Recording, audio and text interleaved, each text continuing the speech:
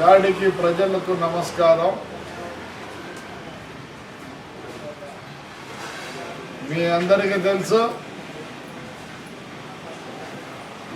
యాడికి స్వామివారు చెన్నకేశవ స్వామి వారికి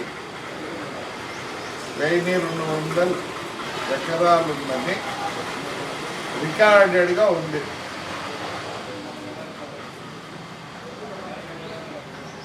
దానికి తోడు దాంతోపాటు గ్రామ నిమిత్తం ఏమంటారు, గ్రామ నిమిత్తం. గ్రామ నిమిత్తం అంటే అది పంచాయతీకి సంబంధం. గ్రామ నిమిత్తంలో కట్టుకుంటా అంటారు. కానీ ఈరోజు స్వామి గారి పరిస్థితి బాగలేదు. స్వామి గారి పరిస్థితి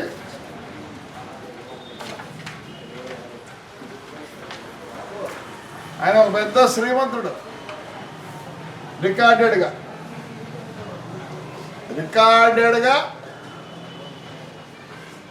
పెద్ద శ్రీమంతుడు. కానీ ఇప్పుడేమో సిరికి కరువు.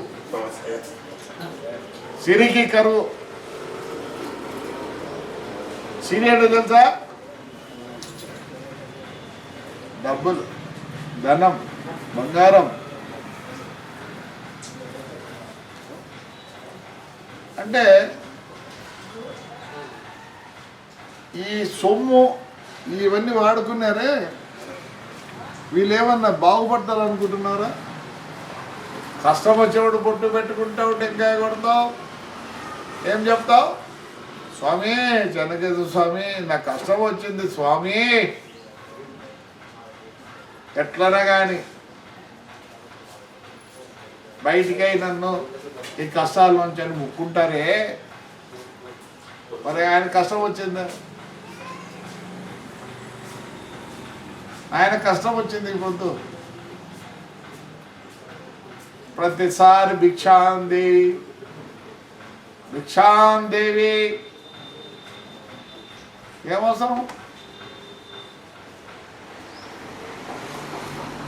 రికార్డ్స్ దే ల్యాండ్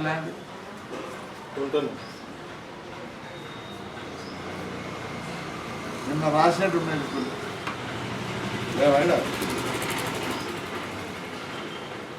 డాక్యుమెంట్లు తెచ్చుకునేది ఉన్నాయా? తీసిపెట్టు. మేము కొందరు డాక్యుమెంట్లు తీసుకున్నాం, రిజిస్టర్ ఆఫీస్కి పోయినాం.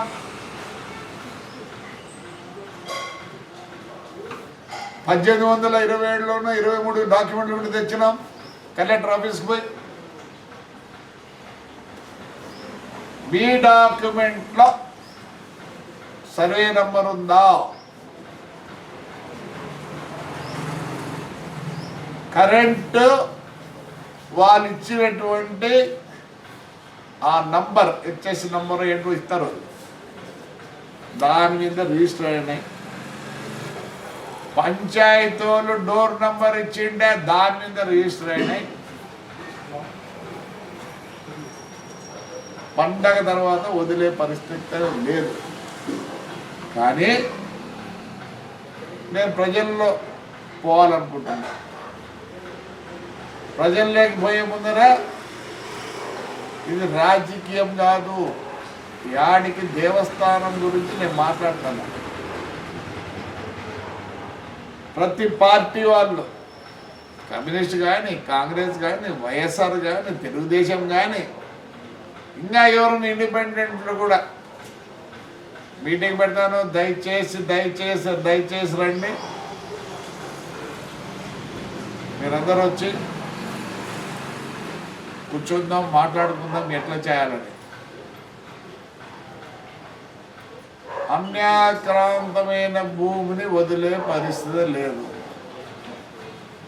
నువ్వు 1000 కోట్లు కట్టినా, బిల్డింగ్లు కట్టినా, ఏమి కట్టినా వదలరు. ఈ పెద్ద మనుషులందరినీ కూర్చోబెట్టి పరిష్కార మార్గం అడుగుదాం అనుకుంటారు. ఏం చేద్దాం, ఎలా చేద్దాం అనే ఉద్దేశంతోనే అడగాలనుకుంటున్నా. అందుకే ఈసారి కూడా ఎవరో రూపాయి అయ్యేద్దండి, దేవుడు ఇచ్చాడు నాకు. పోయినసారి కూడా ఇచ్చిన. ఈసారి పబ్లిక్లో ఎవరి దగ్గర రారు. దీంట్లో పోయినసారి నేను వైశాఖ్ చెప్పిన, అయ్యా వెనకలు కుంట కట్టద్దు అండి నేను మా అనుకున్నా, మళ్ళీ కట్టాలి. ఇప్పుడు కొందరైతే ఇంకా గ్రెనేడ్ వేస్తున్నారు. అందరికన్నా ముఖ్యం మీకే దేవుడు. మీకు ఏడ చూసినా మీ సొంతం దేవతలు ఉంటారు. ఎంత బాగా కట్టించారు ఇప్పుడు తాడిపత్రిలో రోడ్డు మీద అమ్మవారిది. ఇప్పుడు మళ్ళీ రిక్వెస్ట్ చేసినారే నాన్న సద్దలు తిన్న రోడ్లో కూడా మీకు ఇస్తాను ఏమైనా చేయండి అని. మరి దీనికంతా ఎవరు బాధ్యులు? గారు అనొచ్చులా, రేపు ఎలక్షన్ ఈయన కథ చూస్తామని ఏం చూస్తాను, నన్ను కూడా కొడతారు. అందరేం లేదు.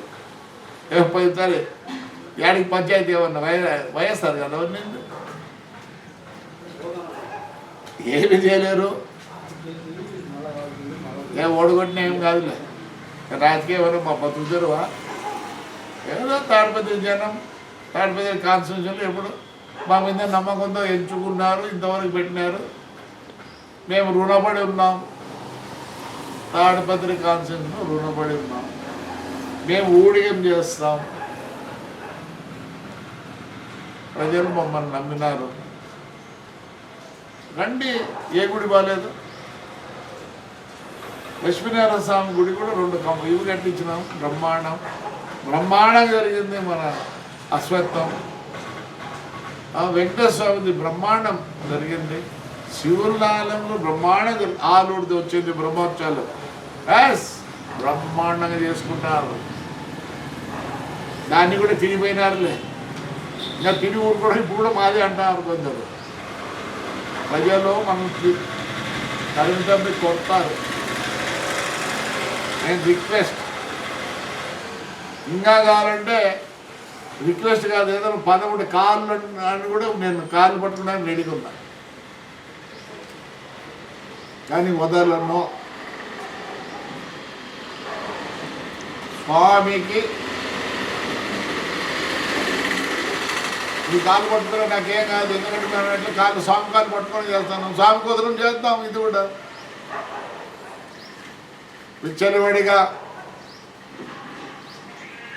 చేయొద్దండి. కలుద్దాం, స్వామి కుదరం చేద్దాం, ఊరిని ఇంప్రూవ్ చేసుకుందాం. మీ స్వార్థాని కోసం మేము లేవు.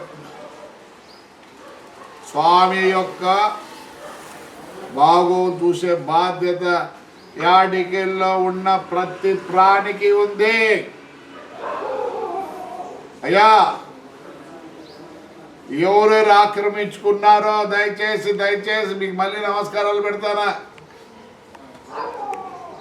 రండి, ఎలా చేయాలో చెప్పండి.